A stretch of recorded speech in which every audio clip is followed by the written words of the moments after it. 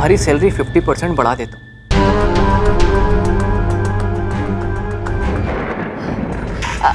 अच्छा माँ जी, मैं यहाँ आई थी, ये बात आप भाभी को मत बताइएगा। वसुधा, ये जो तुम कर रही हो ना, ठीक नहीं कर। तुम्हें कुछ हासिल नहीं होगा। मेरे ऑफिस स्टाफ को भड़का कर तुम्हें कुछ हासिल नहीं होगा। मम्मी जी, गलत इल्जाम है ये। मैंने ऐसा कुछ नहीं किया है, और भला मैं ऐसा क्यों करूंगी? वो इसलिए कि चाचा जी की नजरों में मेरे बेटे को गिरा सको।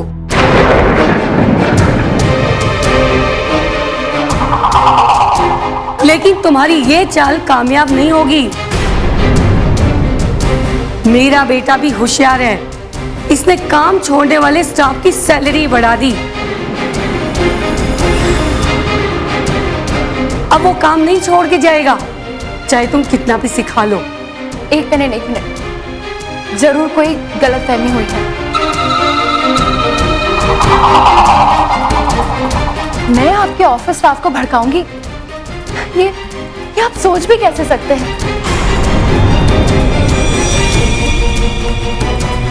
मैंने भले ही वहां काम करना छोड़ दिया, पर उस कंपनी के साथ मेरा जुड़ाव कम नहीं हुआ है। 5 साल काम किया है मैंने वहां।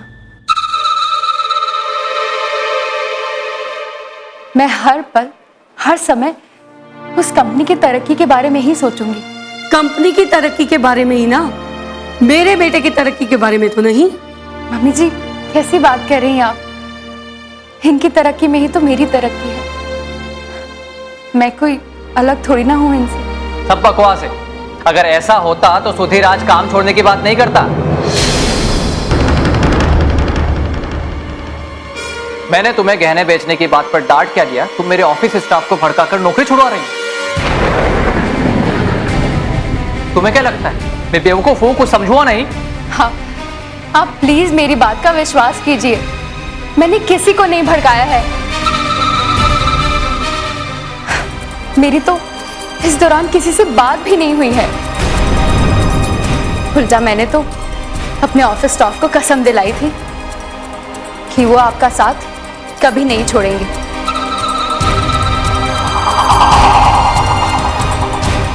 जब आपने शांति चाचा को निकाला था, तो पूरा स्टाफ आपके खिलाफ हो गया था।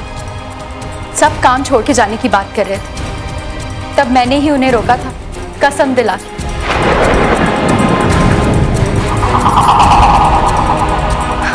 अब आप ही सोचिए, मैं ऐसा काम क्यों करूंगी?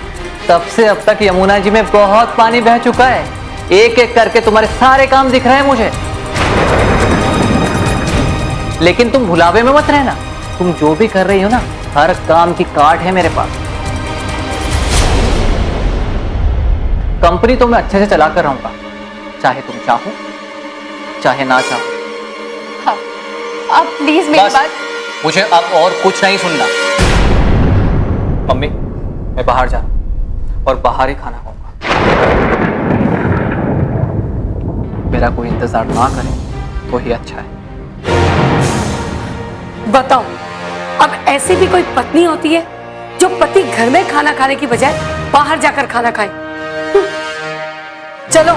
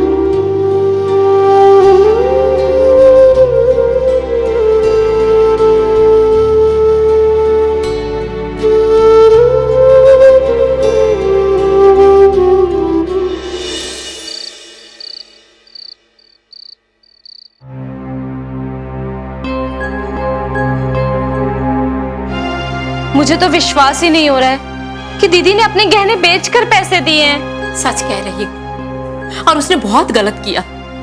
हमसे तो छुपाया ही, अपने ससुराल वालों को भी नहीं बताया, यहाँ तक कि अमर को भी नहीं पता।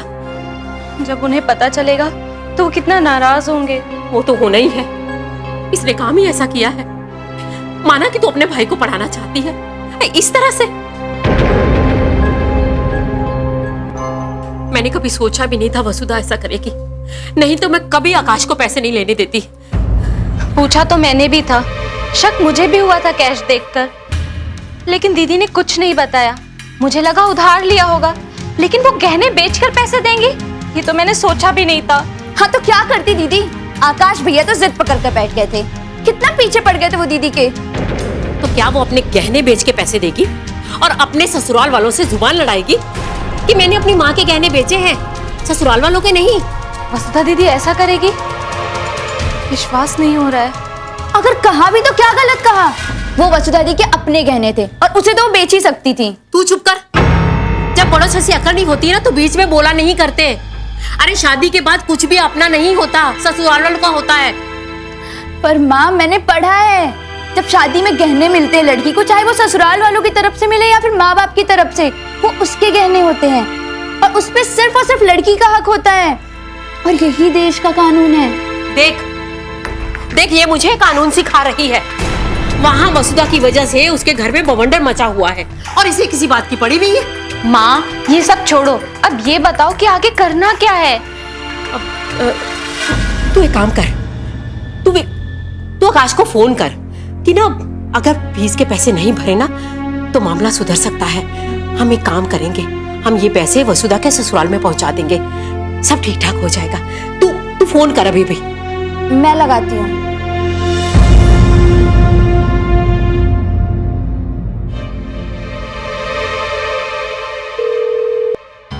हेलो आकाश भैया, वो माँ पूछ रही थी कि आपने फीस के पैसे जमा कर दिए या अभी नहीं किए। नहीं, ऐसी कोई बात नहीं है, वो ऐसे ही जानकारी के लिए पूछ रही थी। ठीक है, बाद में बात करती हूँ। भैया ने पैसे जमा कर दिए हैं।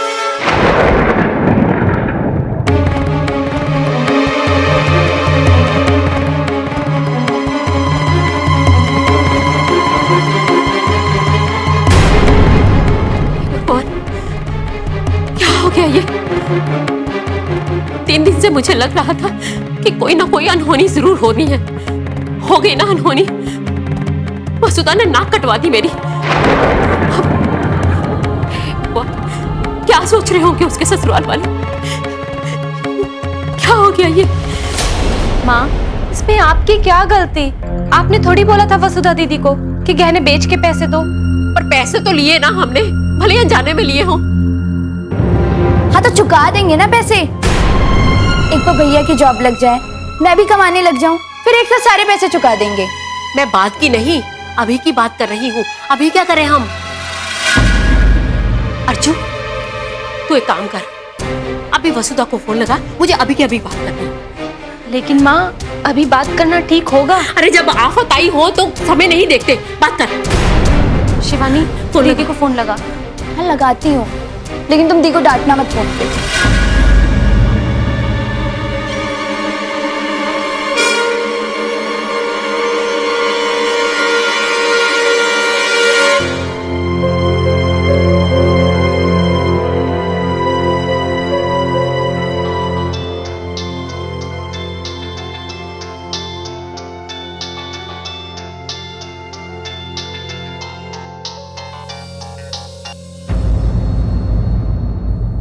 हेलो हेलो दी, मैं शिवानी। कैसे हो तुम? अच्छी हूँ, बता कैसे फोन किया? वो माँ को बात करनी थी तुमसे। ये लो, पर प्लीज ये सब फोन पे मत बोलना। वसुधा हाँ माँ, कोई खास बात थी क्या? मुझे तुझसे जरूरी बात करनी है, कल तू आके मुझे मिल। जरूरी बात? ऐसी कौन सी बात है माँ? कल जब तू आएगी ना तो तुझे बता दूंगी, कल मुझे आके मिल। अब ऑफिस से देखती हूँ टाइम मिलेगा तो। ऑफिस से छुट्टी कर ले कल और मुझे आके मिल, समझी? ठीक है माँ, आती हूँ।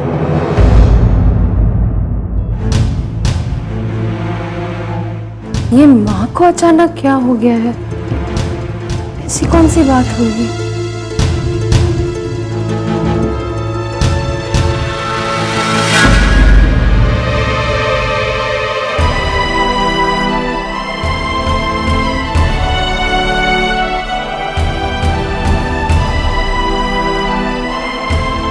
कल आ रही है वो, मैं उससे बात करूंगी। कैसे भी कहीं से भी मुझे 2 लाख रुपया उसके ससुराल वालों को देना ही पड़ेगा। यही जरिया है वसुधा की गृहस्थी को बचाने का। ये तो शुक्र है सुमन का, जिसने वक्त रहते मुझे सारी बात बता दी, वरना ये वसुधा पता ही क्या क्या गुल खिलाती आगे जाके। पहले अपने चाचा की कंपनी की नौकरी छोड़ दी, गहने बेच दिए। वो क्या किया इस लड़की को? क्या कर रही है ये? मुझे कुछ समझ नहीं आता।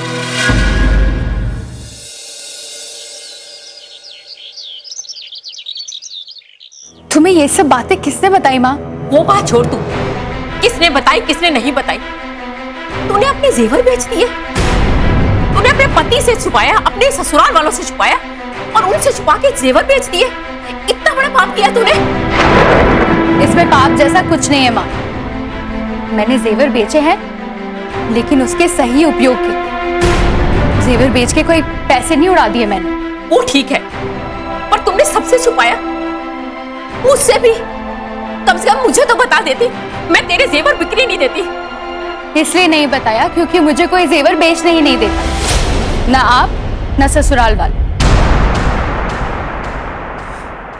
माँ, जरा ठंडे दिमाग से सोचो, मेरे लिए जेवर ज्यादा महत्वपूर्ण होते या मेरे भाई का फ्यूचर? जेवर तो अलमारी में पड़े के पड़े रह जाते हैं, लेकिन मेरे भाई का फ्यूचर अगर खराब हो जाता तो? माँ, आज इन जेवर की बदौलत आकाश को अच्छी नौकरी मिल जाती है, तो वो ऐसे कितने ही जेवर खरीद देगा। हाँ खरीदेगा, पर किस कीमत पर? अपनी दीदी की गृहस्थी दांव पर लगाकर? तू कुछ भी कह, कितनी भी सफाई दे, पर तूने गलत किया है बेटी। शादी के बाद कोई भी बात अपने पति या ससुराल से छुपाकर नहीं करनी चाहिए। ये बात तो उन पर भी लागू होती है ना माँ, मेरे ससुराल वालों पर भी। उन्होंने शादी के बाद इतनी बड़ी बात मुझसे, आप लोगों से क्यों छुपाई कि ये कहीं नौकरी नहीं करते थे? इन्होंने शादी भी झूठ बोलकर करी थी मेरी, ये किसी कंपनी में काम करते थे। ये लोग चाहे जितने झूठ बोले, और मैंने अनजाने में एक गलती कर दी, वो भी अच्छे काम के लिए, तो इतनी हाय तौबा। ये तो क्या कह रही है बेटी? अमर कहीं काम नहीं करते थे, उन्होंने झूठ बोला तेरे फूफा से? सिर्फ उन्होंने ही नहीं मां, मेरी सास और ननद ने भी इस झूठ में उनका साथ दिया था। लेकिन ऐसा झूठ बोलकर उन्हें क्या मिला होगा? क्यों झूठ बोला उन्होंने? चाचा जी से छुपाने के लिए। वो नहीं चाहते थे कि चाचा जी को इनकी बेरोजगारी के बारे में पता चले, नहीं तो ये शादी ही नहीं होती। हे भगवान, किस पे भरोसा करूं किस पे ना करूं, कुछ समझ में नहीं आ रहा। ये तुमने मुझे पहले क्यों नहीं बताया? क्या फायदा होता मां, तुम परेशान और हो जाती। शादी तो हो ही गई थी मेरी, तो निभाना तो था ही ना मुझे।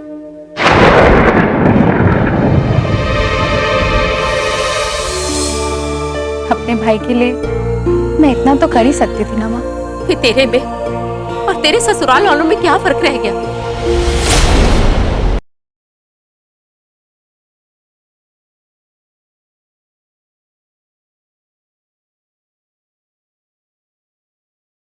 You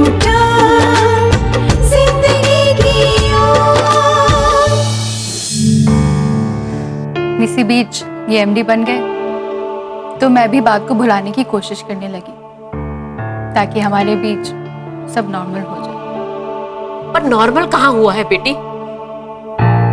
तेरे एक गलत कदम ने तुम दोनों के बीच में फिर से दीवार खड़ी कर दी। तेरे ससुराल वाले तो तुझे गलत समझ रहे हैं। ये गलती मैंने जानबूझ के नहीं करी है माँ। मैंने तो सोचा भी नहीं था कि बात इतनी बिगड़ जाएगी। मैं तो सोच रही थी कि मैं अपनी माँ के दिए हुए जेवर बेच रही हूँ जिसपे मेरा अपना हक है। अपने भाई के लिए मैं इतना तो कर ही सकती थी ना माँ। फिर तेरे में और तेरे ससुराल वालों में क्या फर्क रह गया? उन्होंने अमर की नौकरी की बात छुपाई, तूने जेवर बेचने की बात छुपाई। जैसे तुम्हें तकलीफ हो रही है उनका सच जानकर, वैसे उन्हें दुख हो रहा है तेरी सच्चाई जानकर। शादी के बाद तेरी कोई भी चीज सिर्फ तेरी नहीं होती, उसमें तेरे पति का भी बराबर का हक होता है। उसी तरह जैसे उसकी कमाई पे और उसकी संपत्ति पे तेरा हक है।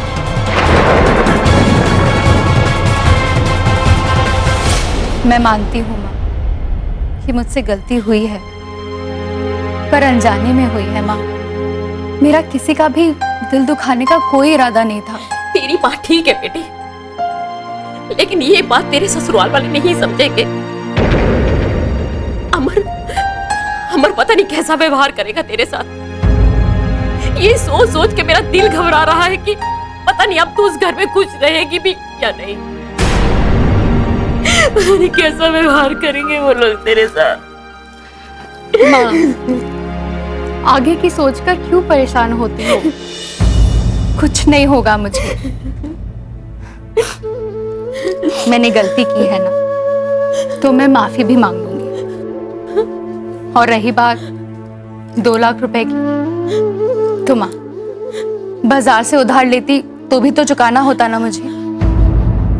ये भी उधार है मुझ पर। अब चाहे मैं चुकाऊं या आकाश नौकरी पाए, तुम्हारे इस तरह रोने से चीजें ठीक तो नहीं हो जाएंगी ना माँ। लेकिन बेटा कैसे कैसे कर लेगी तू? कितनी उम्मीद से मैंने तेरी शादी की थी कि तू खुश रहेगी, आबाद रहेगी। और यहाँ तो रोज मुझे परेशानी का सामना करना पड़ रहा है। माँ, ऐसा कुछ भी नहीं है। दुख सुख तो हर किसी की जिंदगी में आता है, उसी में जिंदगी जीनी पड़ती है। माँ, तुमने तो कितना कुछ सिखाया है मुझे। जिंदगी से लड़ने का हौसला भरा है मुझ में, और फिर तुम ही ऐसा कर रही हो। माँ, मुझ पे भरोसा रखो, मैं वहां खुश रहूंगी। कोई भी ऐसा काम नहीं करूंगी जिससे आपको परेशानी हो। माँ प्लीज चुप हो जाओ, मत रो माँ।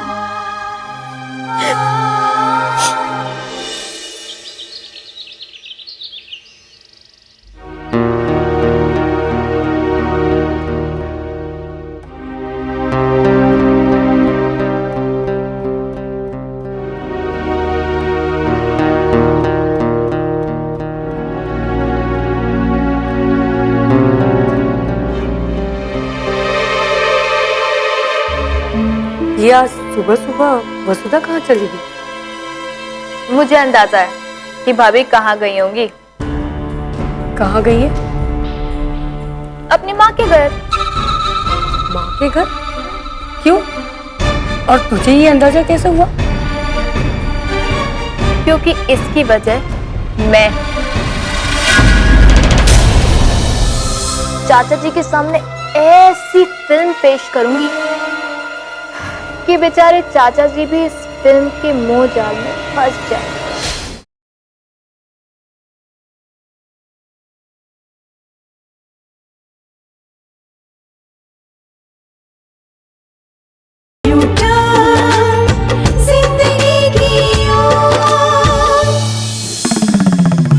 मैंने जो आग लगाई थी ना भाभी के घर जाकर, उसका असर तो होना ही था।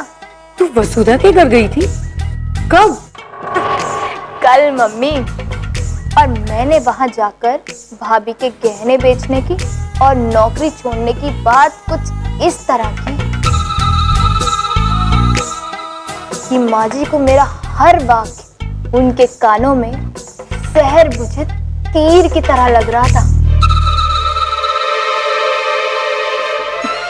वो बेचारी तो शर्म से गड़ी जा रही थी, अपनी ही बेटी को पानी पी पी के पोस रही थी।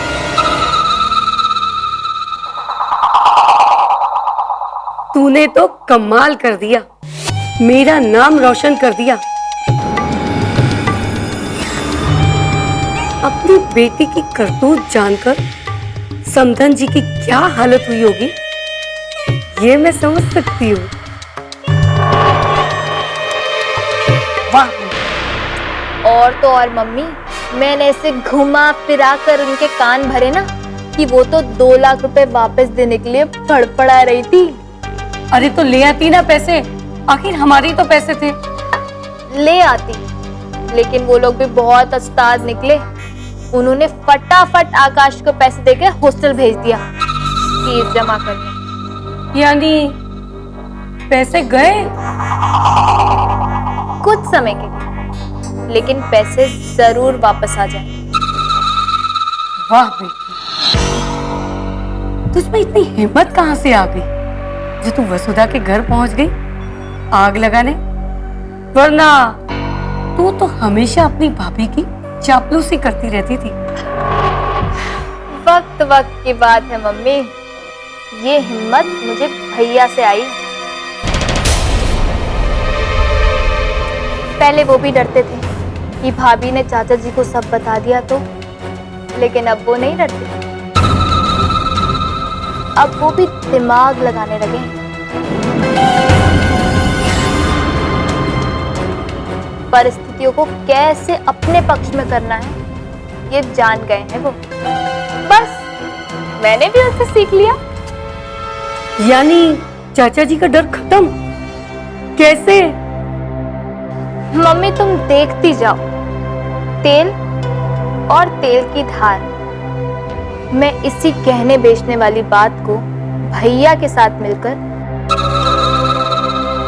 चाचा जी के सामने ऐसी फिल्म पेश करूंगी कि बेचारे चाचा जी भी इस फिल्म के मोह जाल में फंस जाए।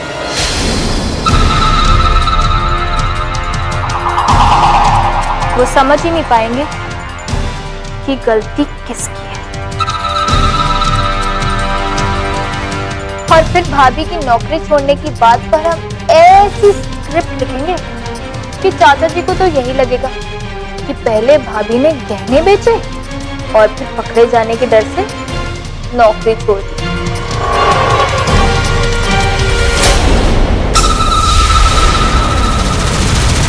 लेकिन क्या सर? तुम्हें मेरे इस काम के साथ एक काम और करना होगा।